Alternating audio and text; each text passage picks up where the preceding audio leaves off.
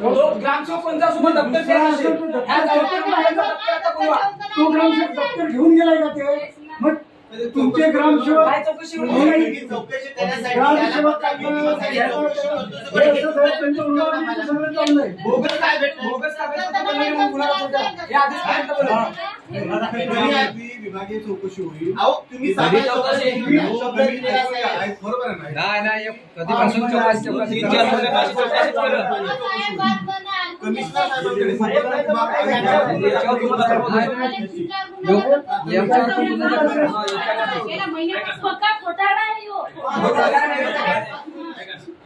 काय लोक तुम्हाला बोलतात बरोबर टाकायला. अहो तसं ऐकण्यासारखं आहे का त्याच्यात? आहे का ऐकण्यासारखं? आहे का? तुम्हाला किती आम्हाला ऐका. दिवसात त्याच्यासाठी लेखी द्या तसं. आपली बुद्रुकमध्ये जे विहिरीचा विषय होता त्याच्यासाठी हे साहेबांनी पारितोषिक पुरवठावाल्यांनी त्यात तो आकडा किती टोटल पैशाचा टोटल सांगा. त्याचे अर्धे घेतले तर पुरे घेतले पुरे घेतले. त्या दिवशी आम्हाला सगळं पुरे पैसे आम्ही दिलेले आहेत. हा ठराव आहे ग्रामपंचायतचा काय की ही विहीर इथून चिचघरला नेण्यास आमची हरकत नाही. बरोबर. आम्ही काय सांगतो की आम्ही आत्तापासून विषय बंद करतो. तुमची पाया पडून आम्ही माफी मागतो जाहीर ती पण की आम्ही एवढे दिवस उगाच तुमच्यावर आरोप करत राहिलो. जो फक्त आम्हाला ठराव खरा दाखवायचा.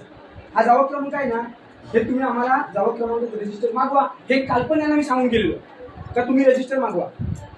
काय नाही आणलं तुम्ही साहेब तुम्ही आणायला पाहिजे ना. तुम्ही का नाही आणणार? हा?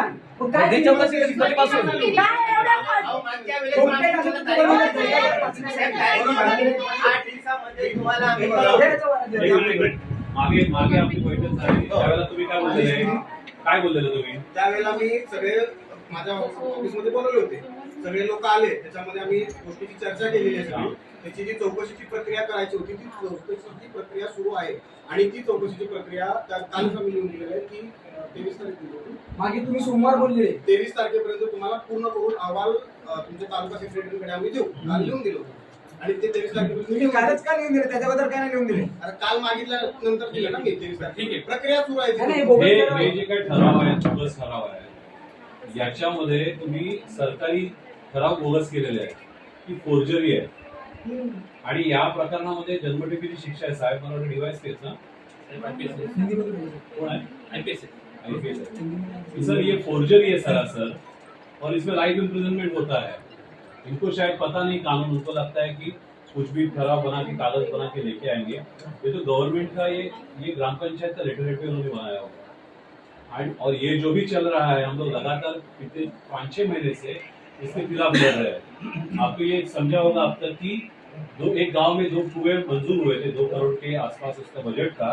इन्होंने घपला किया है. एक ही बनाया है और एक जो अच्छा खासा था दूसरे गांव में उसके ऊपर उन्होंने इसका बिल निकाला. एक सवाल ऐसा है कि लोगों को पीने के लिए पानी नहीं है और दूसरे गांव से अगर पानी लाते हैं तो 2 गांव के बीच में झगड़ा होने वाला है और हम लोग इसके खिलाफ लड़ रहे हैं. सर को हम लोग अच्छे समझते थे अब तक लेकिन ये जो भी हो रहा है उन्होंने लास्ट टाइम हमको बोला था कि हम आपको सामने से फोन करेंगे. हमारे तालुका जो जॉइंट सेक्रेटरी है उनको वो फोन करेंगे. हमने उस वक्त हमको रोका था. सर की इज्जत करके हम लोग दिक्कत गेले. मला वाटतं मागे साहेब तहसीलदारला सुद्धा आमचं जे आंदोलन झालं होतं त्यावेळेला सुद्धा तुमच्याकडे हाच मुद्दा मांडला की काय चाललंय. हे जे काही चाललंय ना लोकांचा लोकशाहीवरचा विश्वास तुम्हाला उडवून द्यायचा आहे आणि त्यामुळे तुम्हाला असं वाटेल हा जिल्हा तुमचा तालुका सुरक्षित आहे असं काय वाटतंय तर तसं सांगा. आम्हाला लोकशाही पद्धतीने आंदोलन करायला तुम्हाला म्हणजे जागाच ठेवायची नाहीये का? ये काय है साहब. इनके खिलाफ अभी के अभी FIR होना चाहिए. जो भी ये डॉक्यूमेंट जिसने किसने बनाया है हम लोग खुद इन्फॉर्मेंट बनने के लिए तैयार है. इनके लिए खिलाफ FIR करो. और ये FIR होना ही चाहिए. हम लोग ये सब बोल रहे हैं चलेगा ना हम लोग को. उन्होंने रिपेयरिंग का अगर एस्टिमेट बना के रिपेयरिंग का अगर बिल निकाला होता था. एक गांव में बनाया एक कुआं दूसरे गांव के कुएं को रिपेयर करके उस रिपेयरिंग का बिल निकाला तो हम लोग समझ सकते थे. लेकिन रिपेयरिंग करते हुए उन्होंने